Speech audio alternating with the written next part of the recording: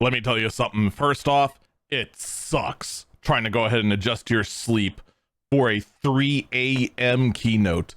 Second, I need a bed in this house. All right, so let's get a couple of things out of the way real quick. First off, I am not going to talk anything story related. So if you're hoping to stay spoiler free on story wise, good news. No talk of anything story here. We are just going to talk about the new features coming to Final Fantasy XIV. Second, hi, I'm Eagle Falcon. I went ahead and just spent 6 hours watching the entire, well, most of the Fanfest everything. So we're going to go over everything that was talked about, and quite honestly, I'm a little surprised at how little new information there was this time. But regardless, we're going to get right to it. Now, first off is going to be the brand new job, Bastion. Yes, I was correct. It was, in fact, a dual shield cannon user. And unfortunately, I got the name wrong. It was not Judge, it was Bastion. Though we had no indication that that was going to be the name. They seem to use a combination of both close range and long range attacks. Kind of gives me a lot of Big O energy. If you ever watched that, if you haven't watched that anime, by the way, treat yourself. Go watch Big O. Trust me, it's worth it. But in any case, yeah, that's going to be our new main tank. That's going to go alongside with Brain Paladin, and that's going to be your two main tanks. Everyone else, you're inferior now, allegedly, as off tanks. We still don't know what that means, by the way. Spoiler, we didn't find out anything at Fanfest. Although, granted, day 2 hasn't happened yet as of the time of recording this. Maybe they'll go over in a panel there, but based on the schedule, I kind of doubt it. And of course, they did mention that the second job is going to be revealed in Tokyo, to the surprise of literally no one that knows how this sort of stuff works. Right now, everyone is suspecting a Falconeer job, but I don't know. I need to do more sound comparisons based on the hints we just got, but that speculation is for another day. But yeah, next job, Tokyo. Another thing they spent a kind of surprisingly long amount of time on is this, trying to go ahead and diversify player experience. They mentioned that they want to go ahead and try to make an area B, C, and D sort of thing. Like, you kind of noticed this since Heaven's Ward. There's a section where you kind of diverge. You could either go to area A or area B pretty early in the expansion. And those two areas end up being about the same level. And it's a little bit of taste and a little bit of chance to go in there. Well, they want to go ahead and expand it and add a third area. Woo! Now this, they're also saying, is going to go ahead and introduce some problems. The problems they say are going to be introduced because of this is basically leveling. They want to go ahead and have these areas, at least what they're implying, be much bigger, and even each have their own dungeon in their divergence. So not only is it going to be 3 areas instead of 2, woo, but also that divergence period being much longer, and potentially include the dungeon there too. Now, people are automatically assuming this means more dungeons. I don't think it's going to mean more dungeons. I think they're still only going to go ahead and have 5 leveling dungeons and 3 level cap dungeons. So 1 dungeon at 101, 1 dungeon at 103, 1 dungeon at 105, 1 dungeon at 107, and 1 dungeon at 109. I just think 101, 103, 105, what they're kind of implying here is that the content is going to auto balance based on who's there. So there might be a version of each of these 3 dungeons that are just scaled to 101, 103, and 105. That's what it seems like they're doing, but they're also saying it's going to affect the fates in each of the areas as well. And that I am extremely curious about, because dungeons, that's easy. Okay, it's the 103 version of Dungeon 1. Everyone syncs to 104, easy peasy done, no problem. How the heck do you do that for a fate? What, am I gonna come in as a 110 and some poor sucker at 101 is just gonna get hosed because it's sunk to me at level 110? That's gonna be insane. But we're gonna see here. I mean, I'm not gonna lie, this adorable little elf right here that may or may not be Alphino's mom definitely looks very cheerful and happy. So, and I have faith in this doodle of an elf. So, you know, automatically my faith is 100% here despite my initial doubts. Now, of course, one of the things we want to learn more about is this shift to a weekly system instead of a daily system. Right now, we go ahead and run on daily roulettes with a weekly tomed tome cap. We're going to be shifting to a weekly system where there are weekly activity points and things that we can do to earn those activity points. We actually see a list right here in better detail. The problem is that this is all we learned. This is it. We don't even know how many of these are repeatable. We don't know if they're just like one-offs. I can only do one trial a week, if I can only do one fate a week and earn points, or what's going on. We don't know. Nobody knows. I don't know. You don't know. They didn't talk about it. They just told us, piss off, wait to Tokyo, which, not gonna lie, I'm a little annoyed by, especially since they told us last time to wait until Berlin. Cool. Now this right here, the talking about the weekly system and the fact they're moving to a seasonal system. Some people are freaking out about this. As someone who does high-end content, let me tell you, we've been in this system. You just didn't know about it yet. Anyone who has done the Savage Tiers knows this system exists. On the 0.0 patch, a new gear system a new set of gear is introduced. 7.2, that gear is now obsolete, and then the odd number patches are a catch up to get you ready for the even number patch, which introduces a new item level cap. That's all this is. Okay, they're just making it much more obvious what's going on. We have always operated on this 3 seasons per expansion sort of setup, and it's always been even patches start the season, odd numbers end the season. That's how it's always been. Don't worry, there is no season pass, there is no battle pass, there is no premium tier. We're not, it kind of looks sort of, you know, pay to win mobile game-esque. It's not, okay? Don't worry yet. I still could be proven wrong, but everything we've seen here, don't panic. There's no reason to panic. I just feel like I need to introduce this again because, yeah. Now, after skipping a whole bunch of stuff we already learned in Anaheim, they did go into more detail as to what character action skins are. There's a lot of assumptions that this would be, you know, redoing how some of your attacks look, how some of your how a lot of your animations look. And that's pretty much everything we assumed was going to be happy with this has now been confirmed. We had, in fact, assumed correctly, for which you may now pat yourself on the back. I'm going to pat myself on the back because I was right there with you. We all assumed the exact same thing. Man, I wonder where they got that inspiration from. If you don't know, by the way, in the modding world, we already have this sort of thing where we actually can go ahead and forcibly inject other animations over our normal attacks. It's been a very common thing for a very, very long time. And, you know, some of it's normal, some of it looks pretty sane. Others can look very, very absurd. It gets, you know, it gets nuts. And I do mean that very literally. It can get absurd what you can actually make look like what with the power of the dark arts. This is a scholar, by the way. I'm not even kidding. Now, actually going back to what was talked about as opposed to what they're inspired by this change, this is what actually is going to happen in the early on. They showed off different teleport actions. So normally the teleport animation, you've seen it. They also showed a type A, which is more light themed, and a more dark themed type B. This is the sort of thing they're going to show off and actually let you go ahead and do in 8.0, and then more and more and more changes are going to come down the road. Now, everyone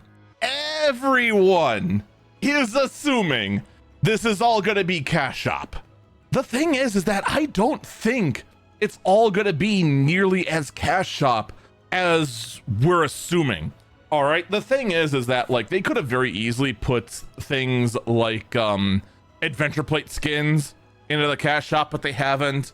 They could have very easily put they could have put a lot more behind it. And we were told like a long time ago that in fact the person in charge of the cash shop and the dev team are almost as totally separate as can possibly be. And you know, the more and more I kind of think about it, the more and more I think that is correct. I think you're gonna see, I'm not gonna put it out of the realm of possibility. I think there could be some animation that end up being cash shop. And I think those might end up being tied to like licensing deals. Cause like there's in the modding space a samurai animation set that makes you pretty much, it turns you into Virgil basically. The way everything looks, it makes you look like you're just fighting as Virgil from Devil May Cry. Like that sort of thing I could see ending up in the cash shop. But I think a lot of your basic sort of stuff, like if you want to go ahead and be like a dark warrior or just kind of maybe for some reason a necromantic scholar like I showed off there, that might end up just being in the game. Is it gonna be exactly what I just said? I don't know. Maybe not. Who knows? We're gonna have to wait and see how this all goes down. But if you're hoping to see all of it in 8.0, we know we're not. We know this is gonna be introduced in 8.0, and it's gonna be expanded more and more and more throughout the life of Evercold. This is gonna be something that is tweaked and added upon patch by patch by patch by patch, just like the graphical update. And while it's just like, just do what the mods do, you can't. You really can't. What the modders are doing, whether they realize it or not, they are forcibly replacing animations using tools that the game is not designed for. We are basically taking a cardboard cutout of something that's not supposed to be there and duct taping it in. As someone who actually develops the game, you are far better off making the actual thing you want to implement and making it fit nicely and work properly, rather than doing what modders do, which is, as a lot of modders know, very susceptible to just causing crashes. And that does not make for a good gaming experience. They did move on from there and start talking about other additional character customizations. Also, I do believe kind of taken from the fact they saw what was going on with Maris and Kronos and just saying, you know what, fine, we're gonna let you have more customizations. I think that's only fair since a lot of you are just doing all this sort of modding stuff and being spiteful against us because, you know, you just want a very minor change. So you know what, let's just do it. So they went ahead and showed off that you can in fact toggle in the future. This is intended for 8.1.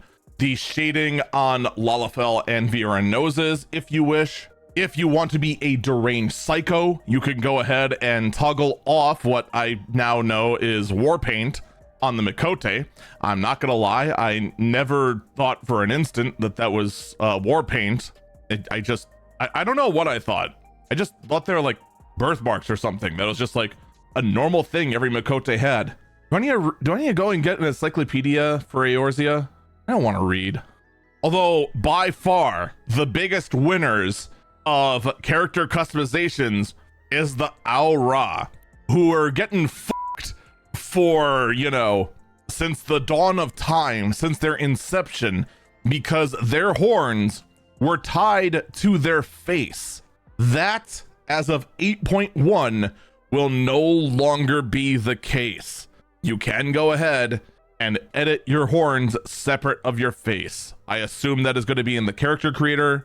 I also assume, it's not confirmed by the way, but I assume we can expect a free Fantasia in 8.1 because of these additional character customizations. They also wanted to reinforce that things like selecting your skin color from a color wheel and your hair color from a color wheel were also going to be on there. We'll see if that actually holds true, or if that's just something they were pondering. You know, we'll see for sure. They also very briefly talked about ever evolving content, just saying that they were going to go ahead and tweak how the overworld works, calling it world raids, but then told us to not get used to that name. That's it. That's all we were told. I'm not gonna lie, I was not thrilled. Another feature they're also introducing is going to be the option to auto move to your next quest objective. Now, I do believe, first off, that this is a silly feature, but can be useful here and there. I do think it's far more fulfilling to go ahead and move there yourself so you can go ahead and enjoy the surroundings. But for some people, this is going to be a huge improvement. It's something that a lot of other games are doing, so I guess whatever. I'm very curious to see how many times auto move is going to have you get stuck on a cliff and how many of those people are going to be accused for botting, it's going to be pretty funny in my opinion. But this is a toggle. You don't have to do this. They then went ahead and talked about raiding. The new we're going to have an 8-man raid, of course. That's going to be what is your high-end content. They've mentioned that 85% of players complete the normal mode and only 14 to 20% attempt, not even complete, but attempt Savage. I knew it was low, but whoa. Honestly though, do give at least like the first turn a try. You might be surprised how not intimidating it is, but you know, I get it. I get it. A lot of raiders are angry tryhards. I know, I deal with them on a regular. So one of the things they do want to do to address the fact that there is such a massive gap between who does normal and who does savage is introduce a new difficulty that they're not telling us the name of. They are going to say that the new difficulty is going to be as hard or or not as hard as extremes. So think something close to what is it called? Merchant's Tale, or no, what is it? Not Criterion. Variant Advanced on the new Merchant's Tale. Difficulty similar to that, where it's like low end extreme mechanics that a lot of people might struggle a little bit with, but there is no hard enrage timer. And I think that's actually great for getting people into that kind of higher end tier, because I actually got some blowback for saying that there's 4 tiers of people: casual, light core, mid core, and hardcore, and then saying that mid core includes extreme and savage. And people going, that's just hardcore. No, hardcore is savage and ultimates, and then wanting to do those as fast as possible. Mid-core, I still believe, starts at extreme, but the thing is that there's too many people like that are in that light core area that are too scared to touch extreme. And I do think this sort of newer difficulty in the 8-mans probably will help kind of try to bridge that gap. Now, what they're going to try and do for the gear is normal is just going to be what it usually is by the sound of it. Savage is just going to be your direct reward, which most likely is going to be directly to the item level cap. It's what I refer to as plus 30 gear. To kind of explain that, you have 0 gear, which is what the previous best in slot was, or what used to be the starting tome gear. So for example, in Dawn Trail, that was item level 700. The normal raid then introduced item level 710 or plus 10. The cap tomes introduced item level 720 or plus 20. Savage was 730 or plus 30. And the weapon was 735. The extreme weapon was plus 15 or 715. Actually, no, I'm take that back. At that point, the extreme weapon was 710, and the earrings from the other extreme was also 710. I think I said savage was 710. You know what I mean. Okay. So what I think they're going to do is that the new difficulty is going to be plus 20, or that tome cap level of gearing, but then also have the ability to upgrade it to that savage strength. Now, I am basing this on vibes. Do not take what I just said as gospel. I know fucking nothing other than what we have right now. And it's very clear they are changing a lot of what we're doing right now. But that's just kind of the vibe I'm getting. It could be something completely different. We don't know. Also, I just realized they didn't even bother putting a Japanese translation for new difficulty and say that the new difficulty will be similar to extreme in this picture, which is very strange. I guess the Japanese don't care. Now, one thing a lot of us raiders and a lot of us that are on Dynamis are looking forward to is same region player matching. This means your duty finder that automatically gets you up with groups, and the party finder where you just list up your advertisements for your brothel. I mean, where you list up your advertisements to please get me through the rest of Savage, please, pretty please, I'm really sick of being stuck in extremes because everyone seems to not be able to get past snaking prog. That is all going to be same region soon. The testing for that is unfortunately not going to start until October 12th. Oof. That is also going to be starting with Japan first, as expected, and then NA, EU, and China, which I'm not going to lie, I completely forgot that China is now caught up with us, are going to be getting that after that. So for those of you who are hoping that, you know, same region Priority Finder was going to save you from insanity for when Aether finally closes up and then we're SOL, bad news.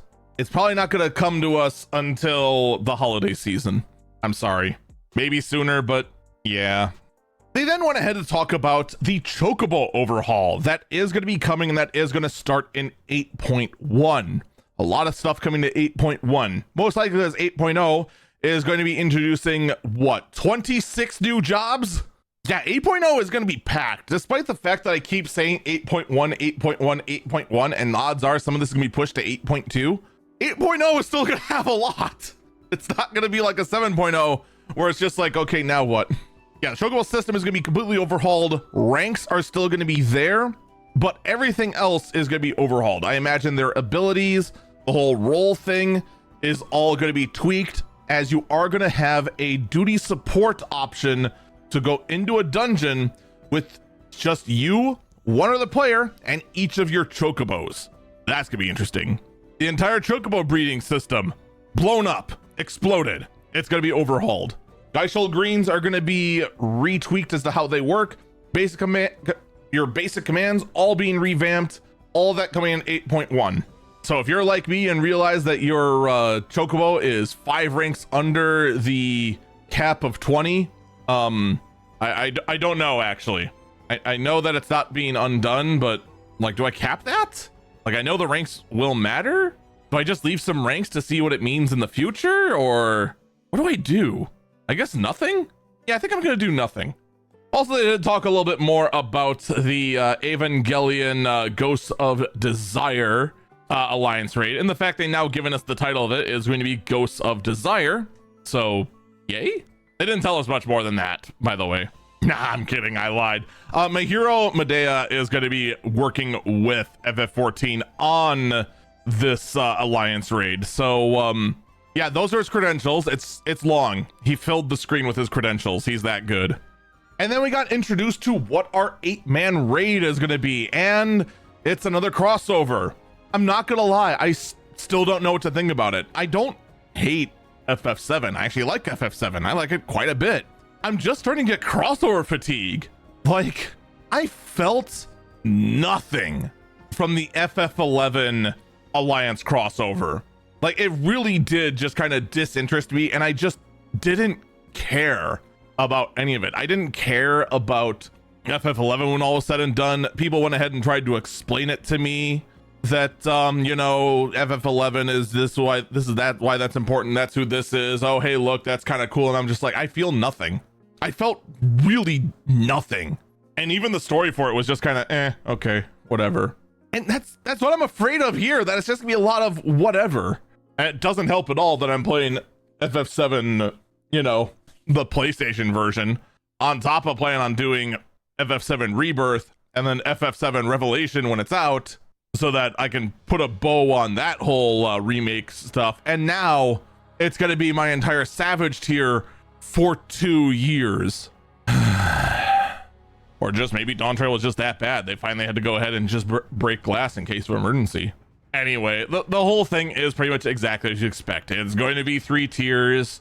The other 2 tiers are going to be in 8.2 and 8.4. The first tier is going to start in 8.01. That's going to be most likely 2 weeks after 8.0, the launch of the expansion. There's going to be 3 difficulties: normal, the new one that's unnamed, and savage, as is tradition. The story is going to be by Motomu Toriyama and the FF14 scenario team.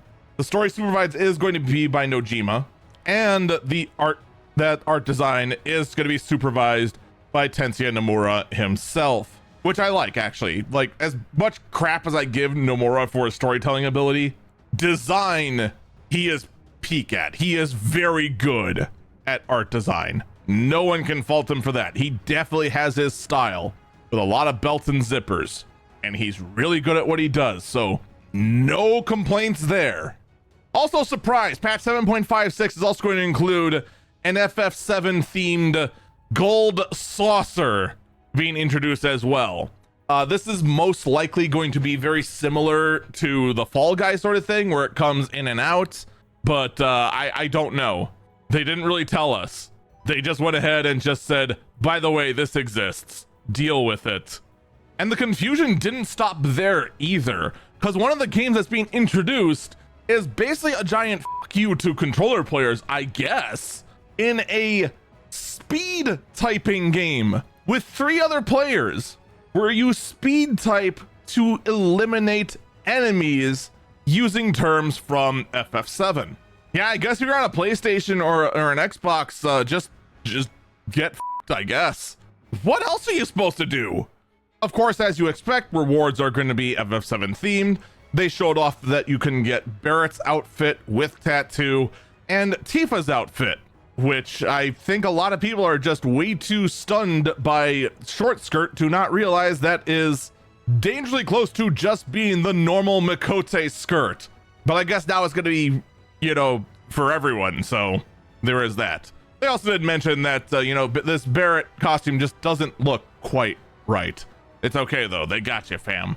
They went ahead and said there will be a fashion accessory to go ahead and add the arm-mounted Gatling gun that Barrett has to your character as well for poses.